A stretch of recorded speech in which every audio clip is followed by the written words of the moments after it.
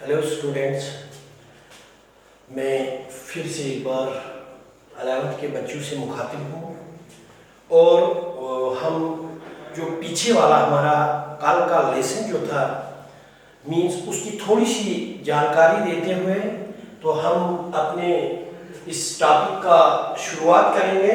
जैसे कि कल हमने पढ़ा था कि क्या तो हमने डिस्कस किया था कि इलेक्शन कमीशन जो है उसके क्या रूल होते हैं, क्या काम होते हैं उसके, और वो अपने उस इंडिपेंडेंस को, जैसे this election commission of India is responsible for complete free and fair election, conduct complete free and fair election in the country, for the country। तो वही रिस्पॉन्सिबिलिटी उसकी है कि कंप्लीट, वो किसी पर डिपेंड नहीं, ना ही उसमें कोई जो है वो कोई अथॉरिटी उसके ऊपर होती है। हमारा चीफ इलेक्शन कमिश्नर जो है वो सबसे बड़ी अथॉरिटी है और वही सारा इस निज़ाम को चलाता है। हमारी डेमोक्रेसी पूरी इलेक्शन कमीशन पे ही डिपेंड है और इलेक्शन कमीशन को हेड करता है जो वो इलेक्शन कमिश्नर होता है। तो ये कैसे बनाई जाती है, हमने इनके रूल्स वगैरह, इनका क्या काम होता है, functions, what are the functions of election commission, how many members are there, today we will discuss this. हमने उनके फंक्शंस पे बात की है, लेकिन composition, how this commission is framed, इसको कैसे बनाया जाता है और who is responsible for this commission, कि वो इसको बनाए, इसको फ्रेम करे, इसको कौन वर्क करता है।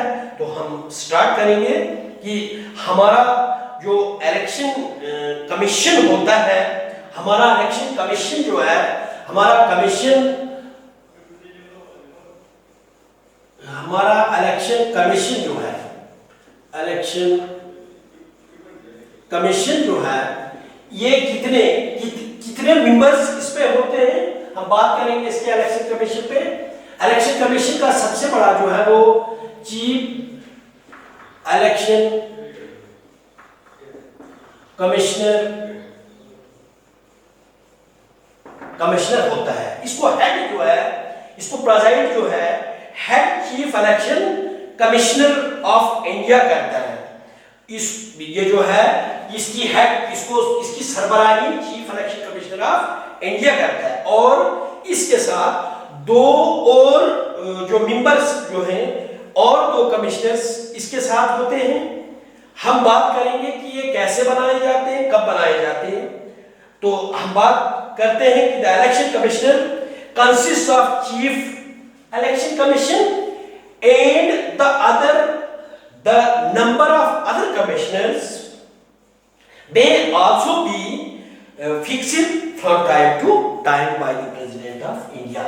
एक तो चीफ इलेक्शन कमिश्नर है, फिर इसके आगे और दो कमिश्नर्स होते हैं, ये भी कमिश्नर्स होते हैं और दो कमिश्नर्स, और फिर इन दो के अलावा और भी आगे रीजनल कमिश्नर्स होते हैं, हम उनको आगे थोड़ा सा डिस्कस करेंगे।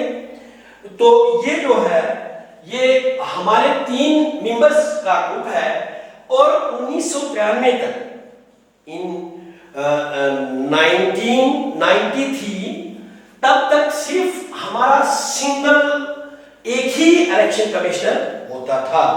पहले 1999 से पहले 1993 में और दो कमिश्नर्स को बनाया गया, लेकिन before 1989 before 1989 there was only one commissioner in a election commission. Election commission होता था लेकिन सिर्फ उसमें सिर्फ सिंगल बॉडी होती थी, ओनली एक ही मेंबर, उसकी बॉडी जो थी that is made of single member, एक ही उसमें था। लेकिन जैसे जैसे 1999 के बाद जो है इसमें 1993 में 1993 में और दो कमिश्नर्स जो है वो इसमें अपॉइंट फिक्स किए गए और उस 1993 के बाद till date it is multi membered committee. पहले तो इसको बोला जाता था single member committee.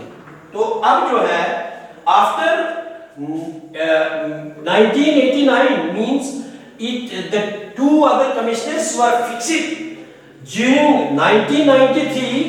After that till date the our election commission is multi member committee means वहां पे सिंगल नहीं है बल्कि वहां पे मल्टी मेंबर्स है। Multi members means more than two है, एक से ज्यादा है, मल्टी है, ज्यादा है, सिंगल डबल फिर ट्रिपल मल्टी मेंबर्स है। और भी रीजनल कमिश्नर्स वगैरह वगैरह होते हैं, हम बात आगे करेंगे। लेकिन अब जो है 1993 में election commissioners were in 1993 two more election commissioners were appointed by the president of India। वो क्या होगा कि उसको 1993 में और दो कमिश्नर्स जो है वो इसमें फिक्स कर दिए गए for fixed interval of time. अब जो हमारा एक तो चीफ इलेक्शन कमिश्नर एक है, फिर और दो इसके एक और दो और कमिश्नर इसके हैं। तो अब ये 3 मेंबर कमेटी बन गई। तो इसको प्रेजाइड जो है कौन करता है? Chief election commissioner of India preside this commissioner. ये जो मल्टी मेंबर कमेटी है in which first we will discuss the two commission aid election commissioner। ये इनका मेंबर है मल्टी मेंबर और इनको प्रेजाइड जो है वो इलेक्शन कमिश्नर ऑफ इंडिया जो करता है। इसका हेड जो होता है वो इलेक्शन कमिश्नर ऑफ इंडिया होता है। और जो काम जो फंक्शन हमारे इलेक्शन कमिश्नर ऑफ इंडिया का है ऐसा ही काम इनका होता है। the two other commissioners which are appointed, their functions are same as to that of chief election commissioner of India। they will work in the conscience of this party। वो जो इनका एक कमीशन है उनका कंसेंसस एक है, उनका बिल्कुल उनका इख्तलाफ नहीं है, उनका म्यूचुअल शेयरिंग से काम होता है। जो सारे मेंबर्स जो हैं वो मिलके काम करते हैं, जो भी काम करना होगा with in the periphery of the constitution. इनका वो जो हमारा आईन जैसे इजाजत देता है, लेकिन जो हमारी ड्यूटीज जो है इलेक्शन कमिश्नर की हैं, चीफ इलेक्शन कमिश्नर की हैं, ऐसी ही उसी बेसिस पे उनको भी वही काम करना पड़ता है, वही काम करना है, उनको कोई अलग सा काम नहीं है। फिर हमारी जो है वो इंडिया का वो और इंडिपेंडेंट है। पूरा ये जो कमीशन है ये किसी के मातहत नहीं है, ये बिल्कुल ये काम जो करते हैं वो बिल्कुल इंडिपेंडेंटली करते हैं। इनको अथॉरिटी दी गई है by in the constitution there is a provision that this commission is independent. वो किसी के अंदर किसी के इन्फ्लुएंस में किसी के प्रेशर में आके काम नहीं करेंगे, बल्कि उनका जो वो ग्रुप है उनका कमीशन जो है वो बिल्कुल आजाद रहेंगे, वो इंजॉय करेंगे ऐसी पावर्स जो दो मेंबर्स जो चीफ इलेक्शन कमीशन से नीचे दूसरे मेंबर्स हैं वो भी अपने पावर्स को वैसे ही इंजॉय करेंगे जैसे हमारे चीफ ये जो इलेक्शन कमिश्नर इंजॉय करते हैं, जैसे वो उनका काम है वैसे ही काम है। और हमारा कॉन्स्टिट्यूशन जो है इनको इंश्योर करता है कि इनका जो कमीशन है वो काम बिल्कुल आजाद तरीके से करे, वो फेयर करे, वो साफ इलेक्शन करे और बिल्कुल फ्री करे, ना किसी के दबाव में करना है उनको इलेक्शन, बिल्कुल साफ, बिल्कुल विदाउट किसी प्रेशर के, बिल्कुल उनको एम्पावर करती है कि ये बिल्कुल आजाद है। फिर हम आगे जो है वो ये जो था कंपोजिशन था, और आगे इन कमिश्नर से आगे और भी रीजनल इलेक्शन कमिश्नर्स होते हैं। रीजनल इलेक्शन कमिश्नर्स, ये इलेक्शन कमिश्नर्स होते हैं और इनको जो है they are appointed for the fixed period of time.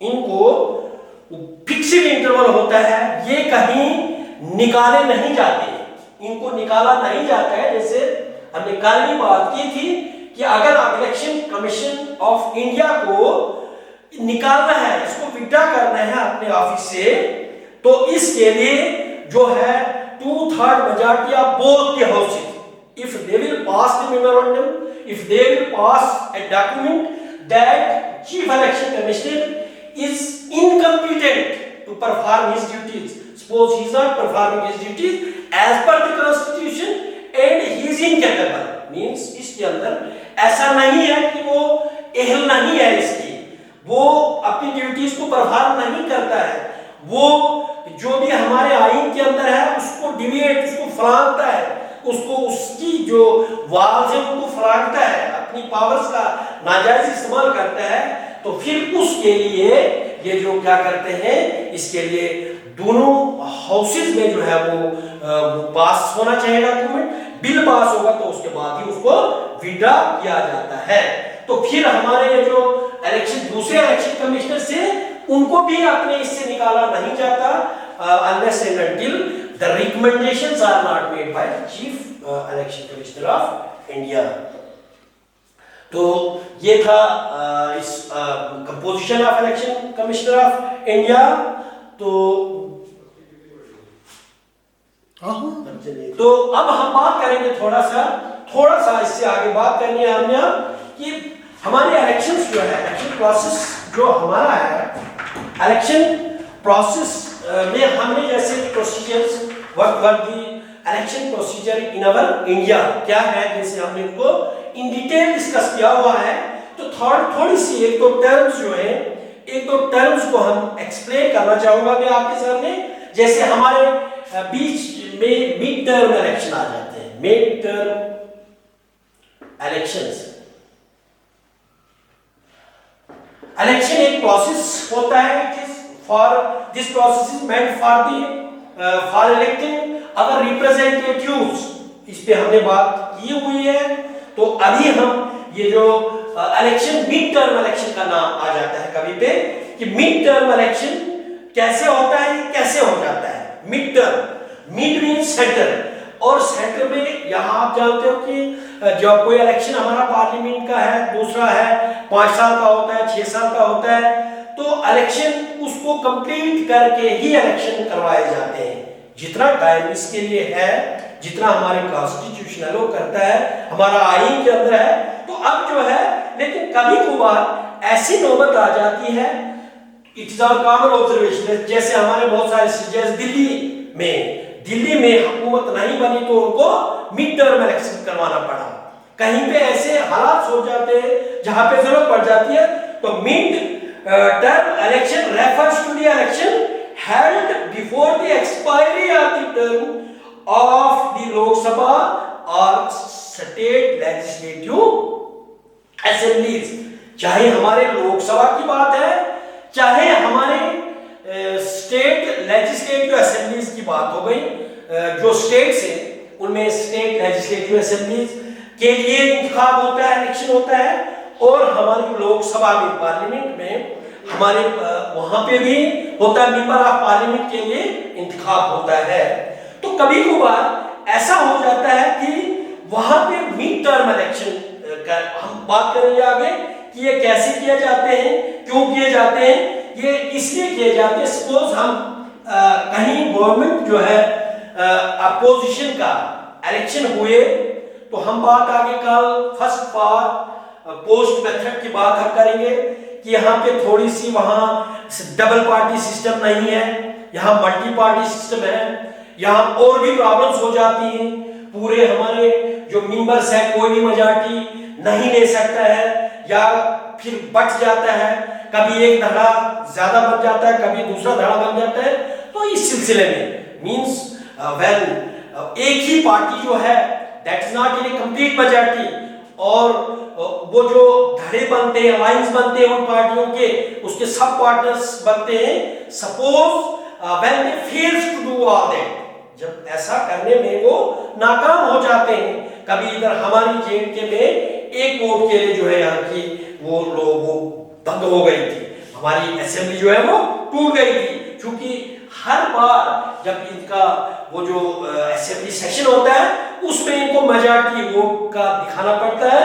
तो अगर बाय द वे या तो ऐसे हालात अंदरूनी हो जाते हैं, कुछ ऐसे कंट्री के अंदर कन्फ्लिक्ट्स आ जाते हैं, हमारी और प्रॉब्लम्स हो जाती हैं कि हमारी असेंबलीज जो है या हमारी लोकसभा नहीं चल सकती, उसके लिए either this president of India is authorised to dissolve the Lok Sabha.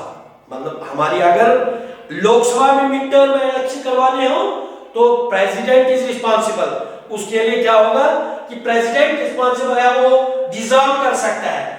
After observation observe करता है कि इसमें ऐसा फॉल्ट है, ये इसके तहत चल रहे कानून के अंदर नहीं है, आइन के अंदर नहीं है, उसमें वोट ऑफ कॉन्फिडेंस जो है वो नहीं ले सकते, वो नहीं जीत सकते। उन्होंने ऐसा भी हो जाता है कि कभी कभार पार्टी जो है वो अपोजिशन लीडर मतलब ऐसे उसको बनने ही नहीं दिया जाता, ऐसे कानून दल बंधु मतलब एक दूसरे का साथ देते हैं। तो कभी कभार मिड टर्म इलेक्शन ऐसे जो प्रोसेस है, ऐसा सिस्टम है, जब हमारी इलेक्टेड मेंबर्स जो है वो कामयाब नहीं होते, वो अचीव नहीं कर सकते अपने चीफ मिनिस्टर को बनाना, वो फ्रेम देना अपनी हुकूमत को, वो अहल नहीं होते, वो ऐसा नहीं कर सकते कि अपनी हुकूमत को बनाए, तो वो जो है उस सिस्टम में मिड टर्म इलेक्शन होता है।